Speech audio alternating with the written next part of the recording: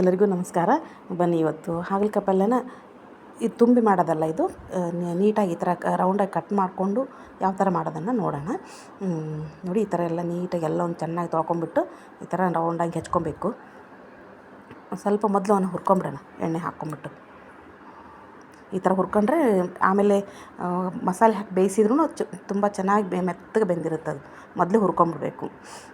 ನೀವು ಯಾರಾದರೂ first time ನನ್ನ ವೀಡಿಯೋ ನೋಡ್ತಾ ಇದ್ದರೆ ಸಬ್ಸ್ಕ್ರೈಬ್ ಮಾಡ್ಕೊಂಡು ನೋಡಿ, ಹಾಗೆ ನೋಡಬೇಡಿ.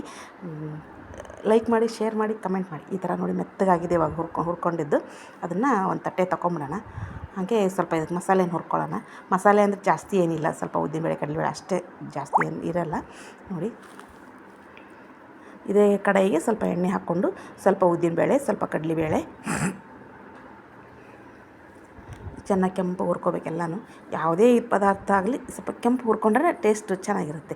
ಸ್ವಲ್ಪ ಶೇಂಗಾ ಬೀಜ, ಸ್ವಲ್ಪ ಎಳ್ಳು ಹುರ್ಕೊಂಡು ಅದೇ ಇದಕ್ಕೆ ಈರುಳ್ಳಿ ಹಾಕ್ಕೊಳ್ಳೋಣ. ಎಲ್ಲ ಚೆನ್ನಾಗಿ ಕೆಂಪು ಹುರ್ಕೊಳ್ಳೋಣ. ಆಮೇಲೆ ಹಾಗೆ ಟೊಮೊಟೊನ ಹಾಕ್ಕೊಳ್ಳೋಣ. ಒಂದು ಟೊಮೊಟೊ ಹಾಕ್ಕೊಂಡು ಒಂದು ಚೆನ್ನಾಗಿ ಕೆಂಪು ಆಗತ್ತನ್ನು ಹುರ್ಕೊಂಡು, ಈಗ ನೋಡಿ ಅದನ್ನ ಮಿಕ್ಸಿಗೆ ಹಾಕ್ಕೊಂಡು ರುಬ್ಕೋಬೇಕು. ಚೆನ್ನಾಗಿ ಮೆತ್ತಗಾಗಿ ಆರಬೇಕಿದೆ ಸ್ವಲ್ಪ. ನೋಡಿ, ಎಲ್ಲ ಬೆಂದಿದೆ ಚೆನ್ನಾಗಿ. ಅದನ್ನ ಸ್ವಲ್ಪ ಆರಕ್ಕೆ ಬಿಟ್ಬಿಡೋಣ. ಹಾಗೆ ಸ್ವಲ್ಪ ಒಣ ಕೊಬ್ಬರಿ ಹಾಕ್ಕೊಳ್ಳೋಣ. ಆಮೇಲೆ ನೀನು ಒಗ್ಗರಣೆಗೆ ಏನು ಹಾಕೋದೇ ಬೇಕಾಗಲ್ಲ, ಸುಮ್ಮನೆ ಡೈರೆಕ್ಟಾಗಿ ಇದನ್ನೇ ಹಾಕಿಬಿಡ್ಬೋದು.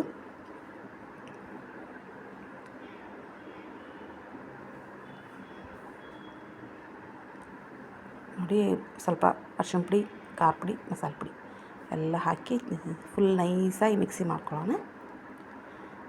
ಹಾಗಲಕಾಯಿ ಹೆಂಗಿದ್ರೂ ದೇಹಕ್ಕೆ ಒಳ್ಳೆಯದಲ್ವ, ಸ್ವಲ್ಪ ಆವಾಗವಾಗ ಮಾಡ್ಕೊಂಡು ತಿಂತಾ ಇರೋಣ. ಸ್ವಲ್ಪ ಉಪ್ಪು, ಕೊತ್ತಂಬರಿ ಎಲ್ಲ ಹಾಕಿ ಹುರ್ಕೊಂಡು ಚೆನ್ನಾಗಿ ಮಿಕ್ಸಿ ಮಾಡ್ಕೊಂಡಾಗಿದೆ. ಈಗ ಸ್ವಲ್ಪ ಜೀರಿಗೆ, ಸಾಸಿವೆ, ಹಾಗೆ ಒಂದೇ ಒಂದು ಬೆಳ್ಳುಳ್ಳಿ ಜಜ್ಜಿ ಹಾಕ್ಕೊಂಬಿಡೋಣ.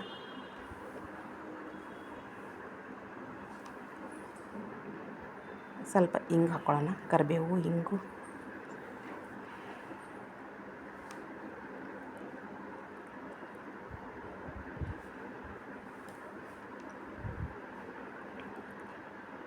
ಜೀರಿಗೆ, ಸಾಸಿವೆ ಎಲ್ಲ ಚಟ ಅಂದು ಸಿಡಿದ ತಕ್ಷಣ ಇದನ್ನು ಹಾಕ್ಕೊಂಬಿಡೋಣ.